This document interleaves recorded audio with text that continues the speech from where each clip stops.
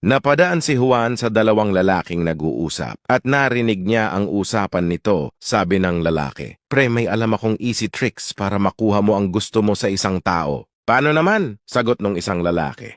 "Sabihin mo lang sa tao na alam mo ang sikreto niya. Then boom, tignan mo na lang ang mangyayari." Narinig naman ito ni Juan at agad umuwi para itesting sa tatay niya. Sabi ni Juan, "Tay, alam ko ang sikreto mo." Nabigla ang tatay at sumagot, "Shh!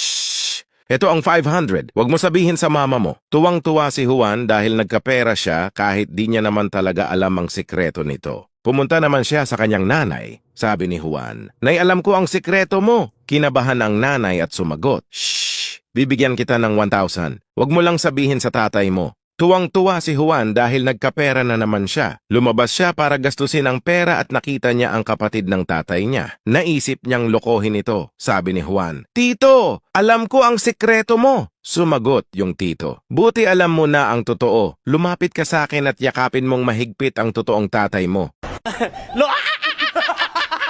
May 3 pasyente sa mental hospital at kailangan nila sumagot ng isang math problem para sila ay may i-release. Pumasok na ang doktor at nakitang nagre-review ang 3. Maya-maya ay lumapit ang doktor sa unang pasyente at sabay nagtanong. Sabi ng doktor, "Kapag nasagot mo ang tanong na ito, pwede ka nang mai-release. 6 times 6. Sumagot ang unang pasyente. "Ang sagot ay 12. Napahawak sa ulo ang doktor. "Mali! Sad to say, hindi ka pa pwede i-release." Tinanong naman ng doktor ang pangalawang pasyente. 6 times 6? Sumagot yung pangalawang pasyente. "Ang sagot ay February." Nanlaki ang mata ng doktor. "Mali! Saan naman nanggaling ang February? Di ka pa pwedeng i-release." Pumunta na ang doktor sa pangatlong pasyente at nakitang tahimik itong nagre-review. Tinanong ng doktor, 6 times 6? Biglang tumayo ang pasyente at taas noong sinagot. Ang tamang sagot ay 36. Natuwa ang doktor at sinabing, "Finally, may nakapasa na sa inyo. Ihanda mo na ang mga gamit mo